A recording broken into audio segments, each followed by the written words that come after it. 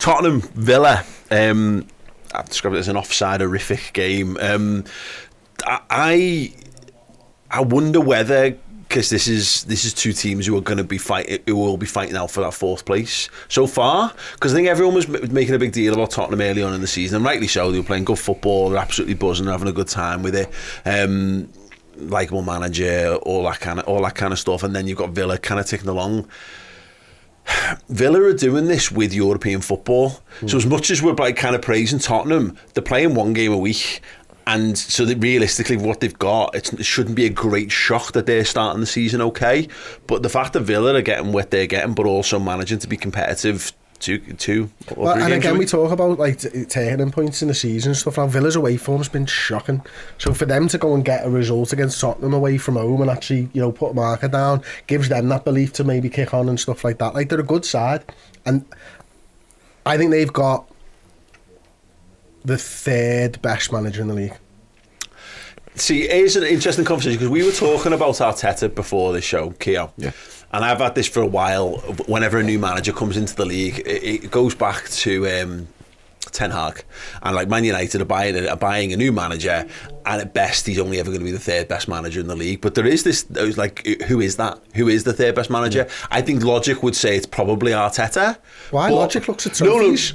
No, exactly. No, but yeah, exactly. But this is why I think it's an interesting point that you even mentioned that, because you've got him, and then we mentioned Pochettino as well in that conversation. Like. Yeah. But Unai Emery might be the third best manager in the league, so why are we shocked that Aston Villa are doing so well?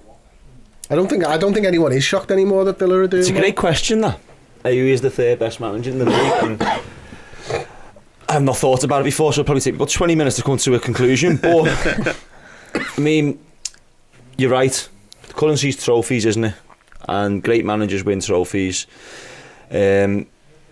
Emery has got a record of that. I say, following what we were saying off air before, I think he was really, really poorly treated at Arsenal. I think it was a product of whoever came in after Wenger was going to struggle. And we've seen that with teams over the years. We've seen it at United, we've seen it at Liverpool, we've seen it everywhere. So I think he was a little bit harsh, and I think he got the piss took out of him a little bit because of his, slightly... The casual racism about how he talks. Yeah. Well, yeah, it wasn't piss took out of him, you're right. But he's gone to Villa, and he's putting a side together. Like, I don't want to play Villa. Do you want to play Villa at the minute? No. Very glad we've played them. Yeah. Very glad. Do you know what I mean? So I probably, the way things are going, lean towards that. I do like the Tottenham manager. I do like him. He was a profession when he came in. They looked good at the start. I mean, I know we said some things after the Liverpool game and contradict themselves a couple of weeks later, but I'd expect our manager to do that. I wouldn't expect our manager to come out after we've just won a last minute win and we shouldn't have and say, that wasn't right. So that's all by the by. So yeah, I probably lean towards Emery, but do like the Tottenham manager, but we're going to have to see him at a top level for a little bit longer, because obviously the countries he's managed in, the teams he's managed, haven't competed in Europe. Unai Emery is just incredible as a manager. He's such a lovable character as well. Like, he's one of the managers that I sit there and I'm like, I actually think he's boss. Like, I've got nothing against him. He's pleasant, and you know what? I haven't actually seen him go over the top with reactions or anything. But when Aston Villa got that equaliser the other day, you saw the emotion, and you saw maybe the away record, even though they're doing so well, and thinking to himself, if we could just get a couple more points away from home, my God, we could literally be sat top of the table.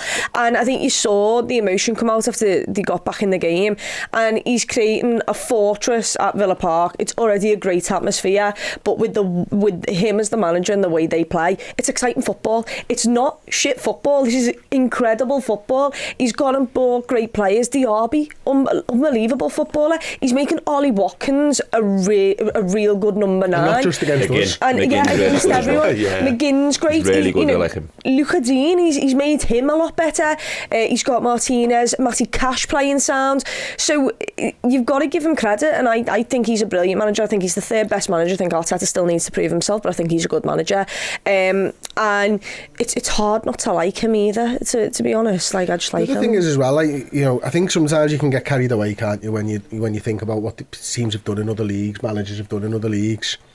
Like, he's like, I think at the time everyone thought Gerrard was going to succeed at Villa, especially after the start. Mate, he took a very, very poor Gerrard side and has turned them into something where The contrast is massive, isn't it? it's huge, and that's the difference, isn't it, between a good manager and an average manager or whatever, that you can do that. I mean, you go into this league season and you're thinking Chelsea are going to be back, Tottenham are going to be up there because Postecoglou's a good manager, Manchester United another season under Ten Hag should be ahead of Aston Villa, Liverpool should be ahead of Aston Villa, Arsenal should be ahead of Aston Villa, Man City should be ahead of Aston Villa, Newcastle should be ahead of Aston Villa. I mean, these are all teams. Brighton should be ahead of Aston Villa. I mean, he's doing a brilliant job, and he's got to do it for the whole season, of course. But we do look at it game week by game week, don't we? So you can only take it on what's been played so far. And if you're a Villa fan right now, how good would that feel to be, you know, playing good football with a good manager? Because everyone says it, Villa's a good club with a good ground and good history and all this stuff. It must feel good in there at the minute, mustn't it? Also, they've got a chance of winning that Conference League. He's literally got a chance of bringing them silverware in Europe. They might be the favourite because of him. Exactly. Yeah. And his European experience. No, but I come back to this a lot. You know, this is where the football's moved on, and you know, it's gone are the days of like get 11 lads out on the pitch and tell them to work hard and pass the ball around and go and enjoy yourselves, or go and work harder than the other team. We've spent plenty of time with like Roy Evans, and it's mad to talk to him. You know, I've been lucky enough to talk to a number of Liverpool managers over the years. Talking to Jurgen Klopp about football is well different to talking to Roy Evans about football. They just think about it completely differently, and that's because football's kind of moved on. You need to have a good manager to be a successful team. Now you need to have a manager who's got something, because if you've got boss players, everyone's got boss players now. Every team's got players who can score goals and beat. Systems, etc. You know, this is it. You know, Premier League is quite. People think, is it a lowering of the level? I just think it's a general raising of the level. It's a very competitive league, and you see it in the dugouts. They can be the difference. A manager who knows how to react, and knows how to conduct himself, knows how to ingratiate himself with the fans and all that kind of stuff. They're really, really important things. And I look at those other guys who are outside of Guardiola and Klopp, and Arteta. Well, I think there's probably a lot of Arsenal fans who would take umbrage with us not automatically saying he's at least the third best manager in the league. He's just a wish, Guardiola. I've said it before and I'll say it again, mate. He's never going to be better than Guardiola. He's just always going to be worse than Guardiola. For me, it was I didn't watch the whole documentary, the All or Nothing Arsenal one, but there's a scene where he wheels out 2 speakers and he starts playing You Never Walk Alone on the training pitch. And when I seen that, one, I was shocked, and two, if I was a player there, I'd be thinking, you cheeky bastard, do you think I can handle this? Yeah. If you really got to go to this, instead of talking about shape and tactics and how we beat this Liverpool team, you're playing You Never Walk Alone on 2 speakers and saying, this is Anfield, this is Anfield. It's not, it's an Arsenal training pitch, and you're embarrassing me and yourself. Do you know what I mean? And that's the difference between elite managers. Could you imagine the white scarf singing You'll Never Walk Alone? He's whipping it in the faces. This is what it'd be like. This is what it'd be like. Exactly. So for me, there's a gulf between the Guardiolas and Klopps, and then the next category, and that's the difference. I think the silverware thing, just to go back to it, is important because it's pedigree, and actually I think it shows that you've got an ability to deliver based on past performance. Now, it's interesting because Arteta, he's only managed Arsenal, so it's not like he can have that back catalogue of hits. He's not got 5 years like Ange Postecoglou's played in all kinds of mad leagues, or you know, and has racked up silverware, rightly so. I remember seeing Flav making this point about how, like, you know, it's comparable, because if you've been you've managed the top team in your league, then you've managed the top team in your league. It doesn't matter if then Man City are better than that team. You can only manage within the levels that you've worked at. So success is success, and that's a transferable skill, because pressure exists at every sort of level. But Arteta, it's just genuinely hard to judge where he's at. He's won an FA Cup and a Charity Shield. Maybe 2 FA Cups.